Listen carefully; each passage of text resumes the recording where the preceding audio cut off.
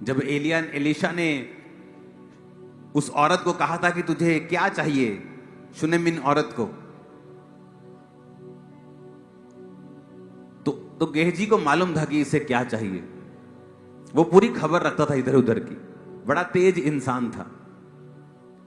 मैं आपको बताता हूं, कई बार जब आप परमेश्वर के दर्शन में और उसके रास्ते पे चलते हैं, आपको डिस्ट्रैक्शन से और आने वाली सारी पाप की अभिलाषाओं से दूर रहना होगा अगर आप अपनी कॉलिंग को पूरा करना चाहते हैं। तो यहां पर नामान कोढ़ी जब शुद्ध हुआ, नामान कोढ़ी के एक औरत, छोटी सी बेटी उसके घर में काम करती थी, इजरायली। वो कहती है अगर मेरा स्वामी किसी इजराइल के भविष्यद्वक्ता के पास होता तो वो उसे छूकर चंगा कर देता। नामान की औरत ने, उसकी वाइफ ने बताया कि छोटी लड़की ऐसा बोल रही है। उसने कहा ठीक है, सारा कुछ ट्राई कर लिया, अब मैं जाता हूं उधर भी। उसने अपने राजा से बात की। राजा ने चिट्ठी लिखी इजराइल के राजा को कि मैं अपने सबसे बेस्ट कर्मचारी को तेरे पास भेज रहा हूं, इसकी वजह से मैंने बड़े युद्ध जीते हैं, तू इसके कोढ़ को चंगा कर दे। जब इजराइल का राजा पढ़ता तो अपने कपड़े फाड़ लेता है, कहता मैं कोई जिलाने वाला या मारने वाला परमेश्वर हूं, शायद वो मुझे लड़ने का बहाना मुझसे ढूंढ रहा होगा, इसलिए उसने ऐसा किया है। और जब एलीशा को यह बात मालूम होती है, एलीशा कहता है उसे भेज और वो जान जाएगा कि यहां पर परमेश्वर का एक दास है। बाइबल कहती है नामान अपने साथ कितने किलो चांदी, सोना, कपड़े, बड़े बड़े अच्छी उसने भेंटे लाकर वो एलीशा के द्वार के बाहर खड़ा हो गया।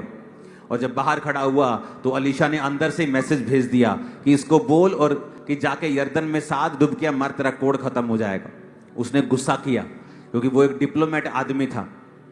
कई बार जब आत्मा के द्वारा आपसे बात होती है, कई बार इंसान गुस्सा कर जाता है, लेकिन वो आत्मा ने उससे बात की होती है, उसे वो चीज मालूम नहीं होती। वो गुस्सा करके वापिस जाने लगा तो रास्ते में उसका सेवक बोला कि अगर एलीशा ने कोई कठिन बात तुमसे कही होती करने के लिए तो क्या तुम नहीं करते? कहता मैं करता। कहता फिर उसने कौन सी मुश्किल बात की है? यर्दन नदी में डुबकी तो मारनी है। कहता मेरी नदियों का पानी तो इससे अच्छा है, मैं इसमें डुबकी क्यों मारूं? कहता कौन सा मुश्किल है, मार ले। उसने कहा है तो मार ले 7 डुबकियां। और वचन कहता जब 7 डुबकियां मार के वो ऊपर आया, उसकी जो स्किन थी वो बच्चे के समान शुद्ध हो चुकी थी और वो पूरी तरह से चंगा हो चुका था। कई बार हमें परमेश्वर के दासों की बात समझ नहीं आती। हम सोचते हैं हम जब जाएंगे हमारे सिर के ऊपर हाथ रख के प्रार्थना होगी। वो भी ऐसे ही सोच रहा था, लेकिन कई बार लोगों को ये बात समझ नहीं आती कि परमेश्वर सिर्फ ले हैंड के द्वारा चंगा ही नहीं करता, वो वचन के द्वारा भी चंगा करता है। वो आपको किसी भी रीति से छू सकता है। अब यहां पर क्या हुआ, नामान वापिस आया। उसने परमेश्वर के दास को बोला मैं बहुत सा धन लेके आया हूं, बहुत सी ऑफरिंग लेके आया हूं। उसने वो लेने से इनकार करता रहा। जब इनकार करता रहा तो वो वापिस चला गया और उसका जो सेवक था गेहजी वो भागा। जब वो पीछे पीछे भागा, 20 आयत में लिखा है, दूसरा राजाओं 5 उसकी 20, परमेश्वर का भक्त एलीशा का सेवक गेहजी सोचने लगा मेरे स्वामी ने तो उस अरामी नामान को ऐसे ही छोड़ दिया, जो वो ले आया था उसको ना लिया, परंतु यहोवा के जीवन की शपथ मैं उसके पीछे दौड़कर कुछ ना कुछ तो ले लूंगा। गेहजी नामान के पीछे दौड़ा और नामान किसी को अपने पीछे दौड़ता हुआ देखकर उससे मिलने को रथ से उतर पड़ा और पूछा सब कुशल क्षेम तो है? उसने कहा हाँ सब ठीक है। मेरे स्वामी ने ये कहने को भेजा है कि एफ्रेम के पहाड़ी देश के भविष्यद्वक्ताओं के चेलों में से 2 जवान मेरे यहाँ अभी आए हैं, इसलिए उनके लिए तू 1 किक्कार चांदी और 2 जोड़े वस्त्र दे। नामान ने कहा खुशी से 2 किक्कार ले ले। तब उसने बहुत विनती करके 2 किक्कार चांदी अलग अलग थैलियों में बांधकर और 2 जोड़े वस्त्र समेत अपने 2 सेवकों पर लाद दिया और वे उसके आगे आगे चले। जब वो टीले के पास पहुंचे तो तब उन वस्तुओं को उसने घर में रख दिया और उन मनुष्यों को विदा किया और वो चले गए। तब गेहजी भीतर जाकर अपने स्वामी एलीशा के सामने खड़ा हुआ और एलीशा ने उससे पूछा हे गेहजी तू कहां से आता है? उसने कहा तेरा दास तो कहीं नहीं गया। एलीशा ने कहा जब वो पुरुष इधर उधर मुंह फेर कर तुझसे मिलने के लिए रथ से उतरा था तब से पूरा हाल मुझे मालूम था।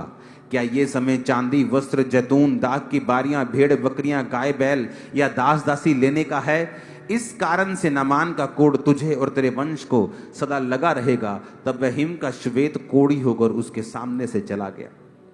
2 किक्कार चांदी का जो भार है वो कम से कम 34 किलो है। 34 से भी, 1 किक्कार आई थिंक 34 किलो, तो वो किलोओं के हिसाब से चांदी थी। लेकिन आपने एक बात नहीं समझी इधर।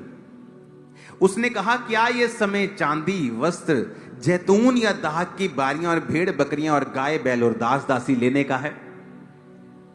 एक दर्शन है जो परमेश्वर ने आपको दिया है, वो दर्शन सेवकाई का है, वो दर्शन पवित्रताई का है, वो दर्शन परमेश्वर में बने रहने का है।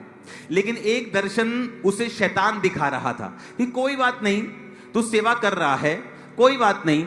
उसने क्यों कहा दाख या जैतून की बारियां?